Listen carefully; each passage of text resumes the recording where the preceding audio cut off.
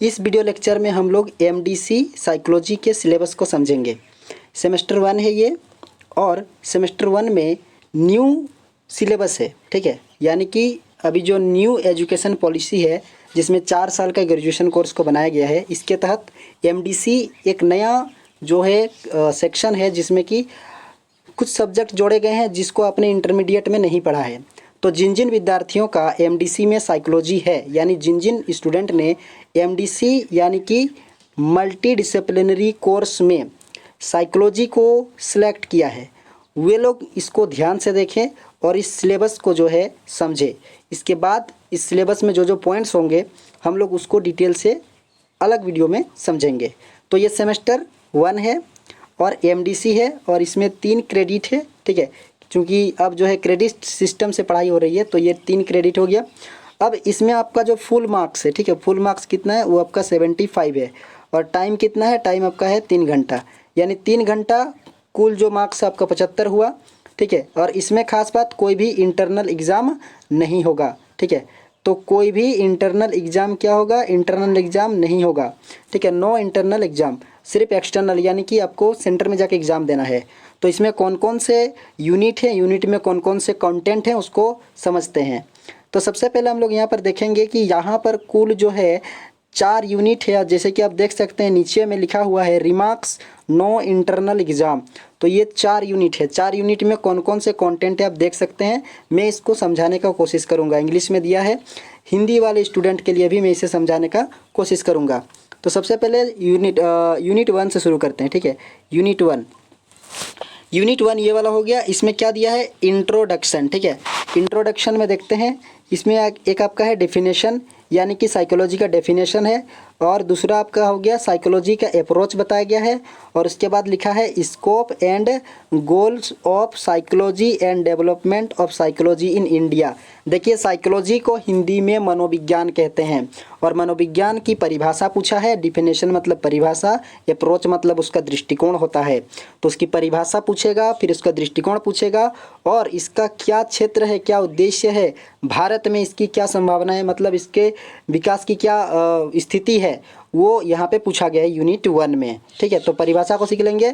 उसके बाद आप आइए यूनिट 2 में, जहाँ लिखा है ब्रांचेस ऑफ साइकोलॉजी, यानी मनोविज्ञान की जो विभाग या शाखाएं हैं, वो कौन कौन से डिपार्टमेंट है, कौन कौन से ब्रांच है।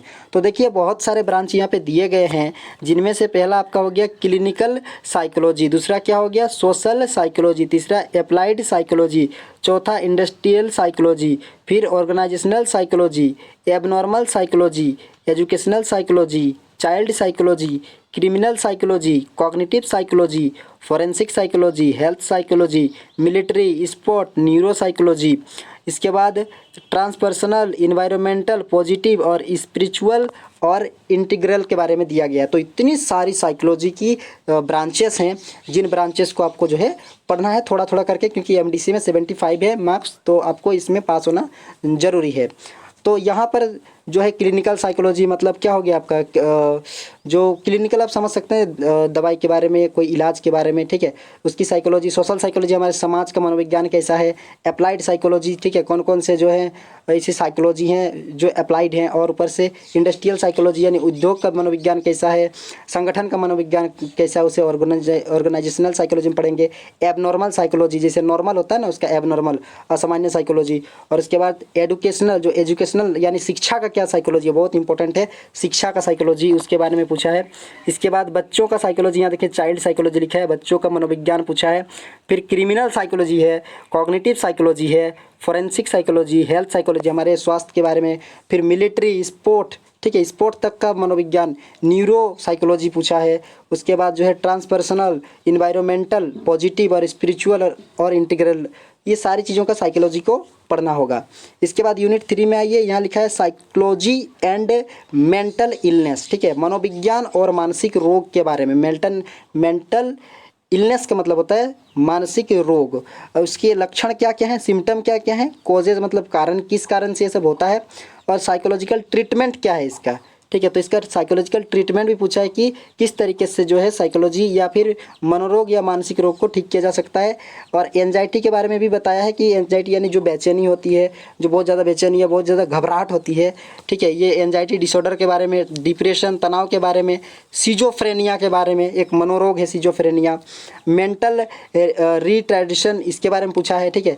और इसके बाद जो फाइनल वाला है वो आपका है 4 नंबर का, आप देख सकते हैं 4 नंबर में यूनिट 4 में बोला है साइकोलॉजिकल बेसिस ऑफ बिहेवियर, ठीक है। तो जो व्यवहार होता है, मनोविज्ञान के आधार पर व्यवहार को बताया गया है, जिसमें है न्यूरॉन्स है, न्यूरॉन्स का स्ट्रक्चर आपको पढ़ना पड़ेगा, ठीक है, तंत्रिका तंत्र का स्ट्रक्चर कैसा है, इसके बाद इसका फंक्शन क्या है, कितने टाइप्स के होते हैं, और इसके बाद सेंट्रल नर्वस सिस्टम क्या होता है, केंद्र जो तंत्रिका तंत्र के बारे में, केंद्रीय तंत्रिका तंत्र का स्ट्रक्चर, उसका फंक्शन और उसका सेंसरी सिस्टम के बारे में, है ना, स्पर्श जो प्रणाली होती है उसके बारे में जो है समझना है।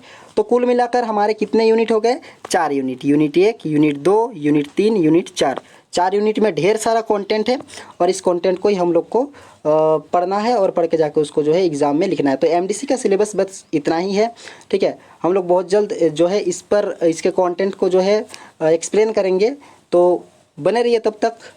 बहुत बहुत धन्यवाद आपका। एग्ज़ाम डी तैयारी एग्ज़ाम की।